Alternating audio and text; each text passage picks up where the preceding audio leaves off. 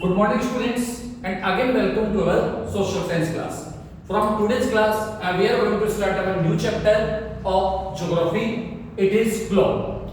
In this chapter we will study about the globe and especially for the latitude and longitudes, which are the two imaginary lines of the earth, but they are very important for us. What are their meaning? What are their importance? We study all these in this chapter. The title is globe and model of the earth. हमें सब सारे बच्चों के पास हो सकता है घर में ग्लोब होगा, तो जो चीज मैं आपको बता रहा हूँ लॉन्गिट्यूड और लैटिट्यूड, एक बार आप उसको ग्लोब में अच्छे से देखना। हमें बात करते हैं first what is the meaning of globe, then parallels of latitude and meridians of longitude. We study these two lines, latitude and longitudes. Then we study about latitude in our today's class. Some important parallels of latitudes. In this we study about importance of the latitudes and then heat zone of the latitude. Latitude के according हम आपको तीन heat zone में divide करते हैं. These are hot, moderate and cold zone. We study all this now in today's class. We start with the meaning of globes. You know that our Earth is a sphere. आप सबको मालूम है हमारा अर्थ का shape क्या है? Sphere. It is slightly flattened on the poles.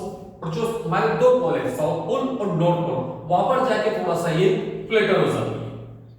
The earth look like an orange plugging on the sides of slightly flat or the top and the bottom. Its true shape is called geoid. The model showing the accurate shape of the earth is called a globe. Globe क्या हमारे लिए it's a model which show the shape of the earth. On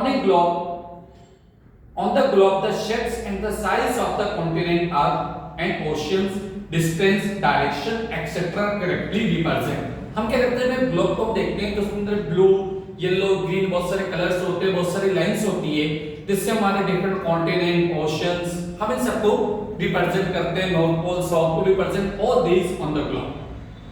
In other words, a globe is a correct replica of the round shape of the earth.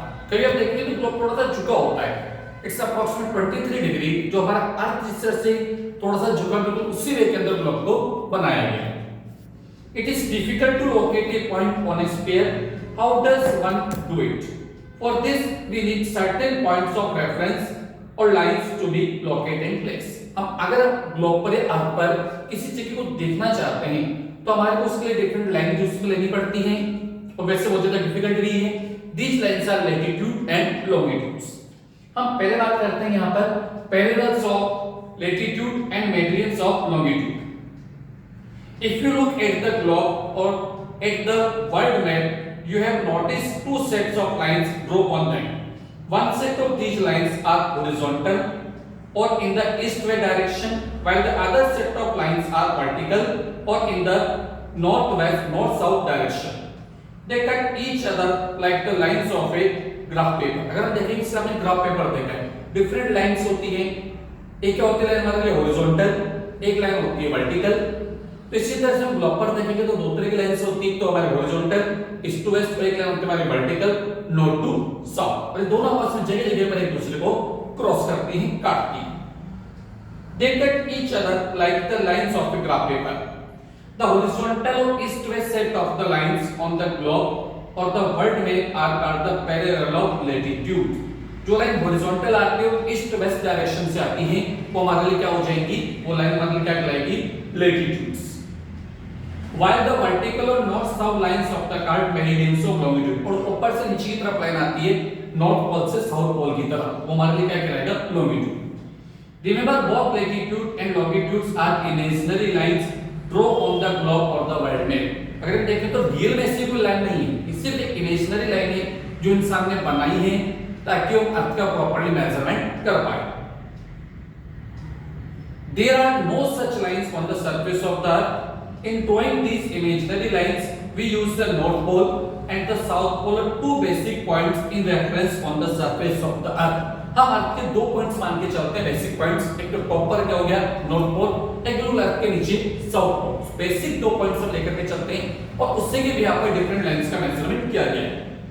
These sets of the lines crisscross in such a way that they make a virtual network on the face of the globe. अब हम बात करते हैं थोड़ा सा latitude. Latitude are drawn in the east-west direction between the two poles. जो two poles उसके east west direction में इसको ड्रॉ करा गया बिल्कुल मिडिल में। They run parallel to the equator. The equator is an imaginary line dividing the earth into two hemisphere, the northern hemisphere and the southern hemisphere. Equator का एक line है जो अर्थ के बिल्कुल बीच में से आ रही है और जो अर्थ है उसको दो पार्ट में वो डिवाइड कर रही है, तो नॉर्थर्न और एक साउथर्न हेमिस्फीयर, एक ऊपर की तरफ और एक नीचे की तरफ। As these lines are drawn parallel to the equator, the lines are called parallels or latitudes. The distance between these lines is always the same. पर जो different lines के बीच का जो difference होगा हमेशा same रहेगा। Latitude is defined as the angular distance north or south of the equator. The latitude of the equator is supposed to be 0 degree. हम क्या मानते हैं चलते हैं इसका basic 0 degree. While that of north pole is 90 degree and the south pole is also 90 degree. जो north pole कैसे बन रहा है वो 90 डिग्री पर, नीचे south pole में कैसे बन रहा है वो 90 डिग्री और मिडिल हमने क्या लिया उसका 0 degree. The parallel of latitude of the north of the equator is northern north latitude and those of the south of the equator are known as the south latitude. दोनों का अलग-अलग हमने नाम दे दिया। एक तो टॉप पर हमारे लिए क्या है north latitude, साउथ में हमारे लिए क्या आ जाएगा साउथ लैटिट्यूड, साउथ पोल पर। These are 90 degree lines on the north of the equator and 90 degree line on the south of the equator. Thus in all of there are 180 parallels of latitude. दोनों के बीच का distance हो गया 180 degree, तो 1 degree अगर हम एक की लाइन मान के चलते हैं तो इस तरह 180 पैरेलल्स ऑफ लैटिट्यूड डिजाइन की गई है और जो 1 डिग्री का इसका डिस्टेंस है लगभग वो 111 किलोमीटर के आसपास माना जाता है जो अर्थ का मेजरमेंट करते हैं जिससे। The angular distance from the equator is measured in degrees. These degrees is further divided into minutes and each minute into seconds. हमने इसको कैसे डिवाइड किया डिग्रीज, फिर डिग्रीज के बाद उसको मिनट्स में और मिनट्स के बाद हमने इसको क्या डिवाइड किया सेकंड्स में two major their distance. Some important parallels of latitude. The equator is the most important parallel of the latitude. As you have already read, the equator divides the earth into two equal parts. Equator क्या कर रहा है जैसे हमने बात किया अर्थ के बीच में से निकल रहा है, दो इक्वल पार्ट में उसको डिवाइड कर रहा है। The northern hemisphere and the southern hemisphere, जैसे यहाँ पर आप देखेंगे इक्वेटर लाइन आ रही है तो दो पार्ट में डिवाइड कर दें, तो नॉर्थर्न हेमिस्फीयर और एक साउथर्न हेमिस्फीयर। आपकी बुक में ये पेज नंबर 118 पर।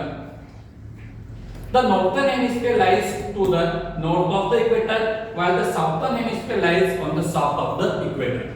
Northern hemisphere और एक southern hemisphere दो पार्ट में। The equator is drawn on the middle of the earth. हमसे बार-बार क्या होगा ड्रॉ करेगा इक्वेटर को middle of the earth के बिल्कुल बीच में। Halfway between the north pole and the south pole. It is largest latitude around Earth. It is also called 0 degree latitude. क्या बोला गया इसको 0 degree latitude। उसके लिए आप मेजरमेंट करेंगे, बेसिक हो गया हमारे लिए, हमने इसको 0 मान लिया। All the latitudes are measured from this line. The sun shines vertically over it throughout the year. पूरे साल भर यहाँ पर सन की एकदम से तेज रोशनी पड़ती है और यहाँ पर सबसे ज्यादा गर्मी होती है। Beside the equator, other important parallel latitudes are Tropic of Cancer, जो कि उससे 23 degree is an angular distance of 23.1/2 degree north, and the northern hemisphere, the Tropic of Capricorn, situated on the angular distance of 23.1/2 degree south in the southern hemisphere. Remember, the Tropic of Cancer and Tropic passes almost midway through India. The Arctic and the Antarctic circles are situated 66.1/2 degree north and 66.1/2 degree south respectively. जो यहाँ पर आप देखेंगे आपको नजर आ रहा होगा, यहाँ पर एक मैप से नजर आ गया, आप इसको अपनी नोटबुक में बनाते सारे कलर करके बहुत अच्छा ये आप देखेंगे इसको। अर्थ के बिल्कुल मिडिल में से इक्वेटर निकल रहा है तो हमारे लिए क्या हो गया टोरेंट्स।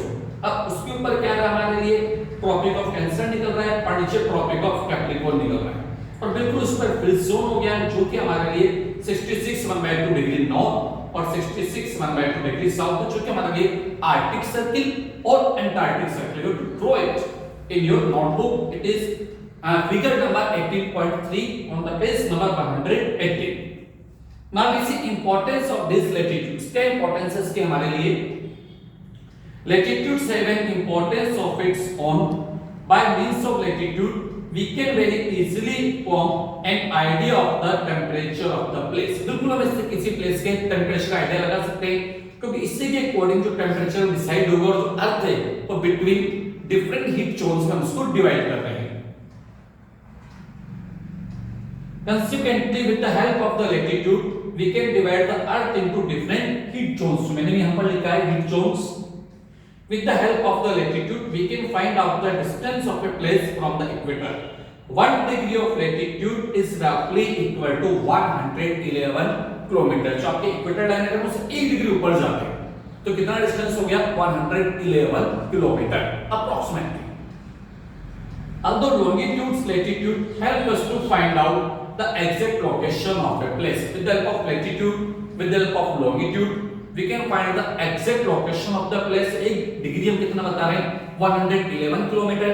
तो उसके बिहाफ पर हम किसी भी जगह का, किसी भी प्लेस का डिस्टेंस मेजरमेंट कर सकते हैं. Now study heat zone of the world. As discussed above, latitude help us in the dividing the earth into different heat zones, which are below. The hot or the torrid zone. It lies between the Tropic of Cancer and the Tropic of Capricorn. It is hottest zone of the world. The noon sun shines vertically over this part of the earth. यहाँ का सबसे ज्यादा heat zone, सबसे गर्मी यहाँ पर पड़ती है और दिन के टाइम पे सन बिल्कुल यहाँ पर टॉपर होता है और वर्टिकली सनराइज इस पार्ट के ऊपर गिरती है, जिससे कि यहाँ पर सबसे ज्यादा गर्मी होती है. आप देखेंगे आपके इक्वेटर के ऊपर और नीचे जगह आ रही है इसमें टॉरिड जोन. सेकंड में बात करते हैं द मॉडरेट और the temperature zone. It lies between the Tropic of Cancer and the Arctic Circle in the northern hemisphere, and between the Tropic of Capricorn and the Antarctic Circle in the southern hemisphere. The sun is never overhead on this zone. It's neither very hot in summer or nor very cold in winter.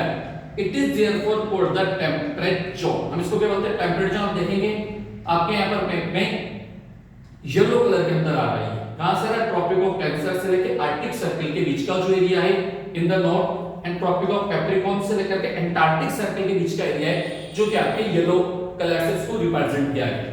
ये क्या हमारे लिए कि यहाँ पर जो sun rays हैं वो बिल्कुल वर्टिकली नहीं आके आप बोल सकते हो तिरछे वे में आती है, जिससे यहाँ पर ना तो बहुत ज्यादा गर्मी पड़ेगी ना बहुत ज्यादा सर्दी पड़ती है. The third and the last is the cold or the freeze zone. It lies between the Arctic Circle of the Earth of the North Pole in the northern hemisphere and Antarctic Circle and the South Pole in the southern hemisphere.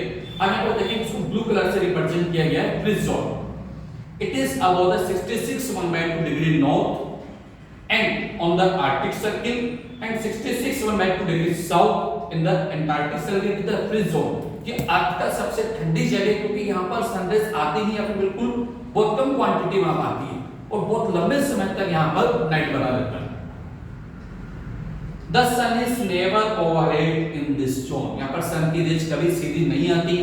It is neither very hot. Sorry. It's the coldest part of the earth where the sun rays are very slanting. बहुत तिरछी सी सन की raise आती है यहाँ पर. Here the summers are short and the cold while winters are extremely cold. दिन यहाँ पर बहुत छोटे होते हैं, रात बहुत बड़ी होती है और बहुत लंबे समय तक यहाँ पर रात बनी रहती है. So by this way we study in today's class mainly about the latitudes. What are the different latitudes? What are their importance? How we can find out the distance of a place with the help of this latitude, and with the help of latitude how we can divide the earth into different heat zones, hot, moderate and cold zone. In the next class tomorrow we study about the longitudes. Thank you.